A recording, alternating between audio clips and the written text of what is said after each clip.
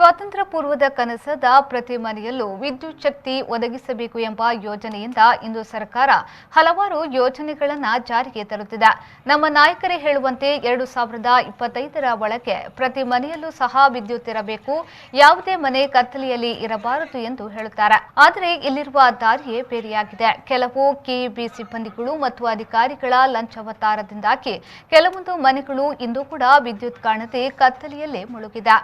ಇದಕ್ಕೆ ನಿದರ್ಶನವೆಂದರೆ ಆಲೂರು ತಾಲೂಕಿನ ಕಾಮಾತಿಯಲ್ಲಿ ಈ ಹಿಂದೆ 2019-20ನೇ ಸಾಲಿನ ದೀನ್ ದಯಾಳ್ ಯೋಜನೆಯಲ್ಲಿ ಜನತಾ ಮನೆಗಳಿಗೆ ಉಚಿತ ಮೀಟರ್ ಹಾಕಿಕೊಡುವ ಭರವಸೆಯನ್ನ ನೀಡಿತ್ತು. ಆದರೆ ಇಂಜಿನಿಯರ್ ಅವರ ಬೇಜವಾಬ್ದಾರಿತನದಿಂದಾಗಿ ಸರಿಸುಮಾರು 15 ಮನೆಗಳು ಇಂದು ಕೂಡ ಕತ್ತಲೆಯಲ್ಲಿ ಜೀವನ ನಡೆಸುತ್ತಿವೆ.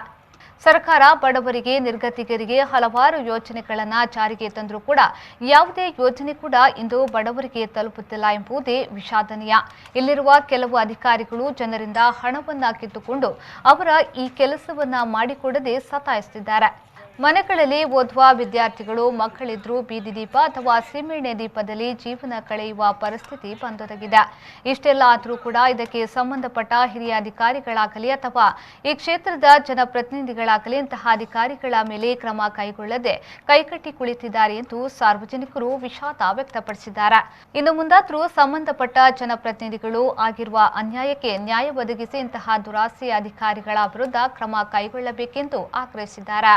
ಗ್ರಾಮ ಪಂಚಾಯತಿಯಿಂದ ಕರೆಂಟಿಗೆ ಒಂದು 15 ಕಂಬ 15 ಮನೆಗೆ ಮೀಟ್ರಿಗೆ ಎಲ್ಲ ಎಸ್ಟಿಮೇಟ್ ಆಗಿ ಜೈಯವ್ರಿಗೆ ಕಳಿಸಿದ್ರು. ಜೈಯವರು ಬಂದು ಎಸ್ಟಿಮೇಟ್ ಮಾಡ್ಕೊಂಡು ಕಂಟ್ರಾಕ್ಟ್ಗಾರರು ಬಂದು ಬಾಕ್ಸ್ ಎಲ್ಲ ಹೊಡೆದೋದ್ರು.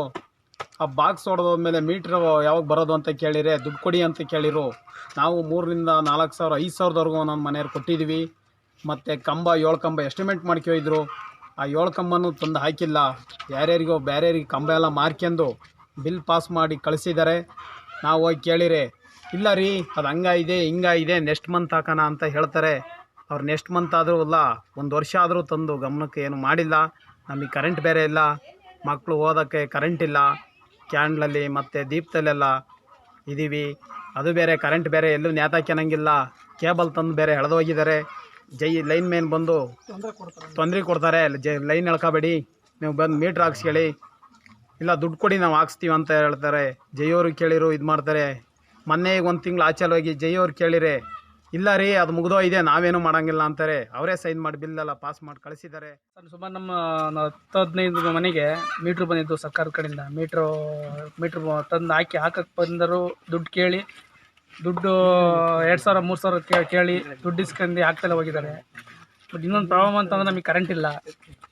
ದೀನ್ ದಯಾಳ್ ಯೋಜನೆ ಅಂತ ಅದು 17-18 ಇರೋದು. 2017-18ರಲ್ಲಿ ಅಡಿ ದೀನ್ ದಯಾಳ್ ಯೋಜನೆ ಅದ್ರ ಮೂಲಕ ನಮಗೆ ಕರೆಂಟು ಬಂದಿತ್ತು, ಫ್ರೀಯಾಗಿ ಬಂದಿತ್ತು. ಅದು ನಮಗೆ ಮೀಟ್ರು ಯಾರಿಗೂ ಹಾಕಿಲ್ಲ ಸರ್. ಹಾಗಾಗಿ ನಮಗೆ ತುಂಬ ತೊಂದರೆ ಆಗಿದೆ. ನೋಡಿ ಇಲ್ಲಿ ನೋಡಿ ಮೀಟ್ರೂ ಕೂಡ ಎಲ್ಲ ಖಾಲಿ ಬಾಕ್ಸ್ ಬಿಟ್ಟಿದ್ದಾರೆ. ಇದು ಪ್ರತಿಯೊಂದು 15 ಮನೆಗೂ ನೋಡ್ರಿ ಇದೇ ಇರಬೇಕು. ಹಾಗಾಗಿ ನಮಗೆ ಭಾರಿ ತೊಂದರೆ ಆಗ್ಬಿಟ್ಟಿದೆ. ಇದರಿಂದ ನೀವು ಸಹಕಾರ ಮಾಡಬೇಕು ಅಂತ ವಿನಂತಿಸ್ಕೊಂಡು. ಎಷ್ಟು ಮನೆಗೆ ಹಿಂಗಾಗಿದೆ? ಸುಮಾರು ಒಂದು 12ರಿಂದ ಒಂದು 15 ಮನೆ. ಎಷ್ಟು ಕೊಟ್ಟಿದ್ದೀರಾ ಅವರಿಗೆ ಅಮೌಂಟ್? 2,000-3,000 ಇಸ್ಕೊಂಡ್ರೆ ಸರ್. ಜೈ ಗಮನಕ್ಕೆ ತಂದಿದ್ದಾರೆ? ಜೈ ಗಮನಕ್ಕೆಲ್ಲ ಹೇಳಿದ್ದು, ಮತ್ತೆ ಸಹಾಯಕ ಇಂಜಿನಿಯರ್ ಕೂಡ ಎಲ್ಲರಿಗೂ ಹೇಳಿದ್ವಿ. ಏನಂದ್ರು? ಹೇಳಿದ್ರು ಕೂಡ ಅವ್ರು ತಲೆ ಕೆಡ್ಸೋದಲ್ಲ ಸರ್. ನೀವು ಅವಾಗಲೇ ಬಂದು ಕೇಳಬೇಕು ಮಾಡಬೇಕು ಅಂತ ಅಂದರೆ ನಾವು ಏನು ಮಾಡ್ತೀರಿ? ಈಗ ನಾವು ಕೂಲಿಗೆ ಹೋದ್ರೆ ಜೀವನ ಮಾಡೋದು. ಈಗ ನಿಮ್ಮ ಹೆಸರಲ್ಲಿ ಅವರು ಬಿಲ್ ಪಾಸ್ ಮಾಡ್ಕೊಂಡಿದ್ದಾರಾ? ಬಿಲ್ ಎಲ್ಲ ತಗೊಂಡಿದ್ದಾರೆ ಸರ್. ಈಗೆಲ್ಲ ಕೇಳಿದ್ರೆ ಎಲ್ಲ ಮುಗಿದೋಯ್ತು, ಸ್ಕೀಮ್ ಮುಗಿದೋಯ್ತು. ಯೋಗೇಶ್ ಬೇಜೆ, ವಿ4 ನ್ಯೂಸ್, ಹಾಸನ.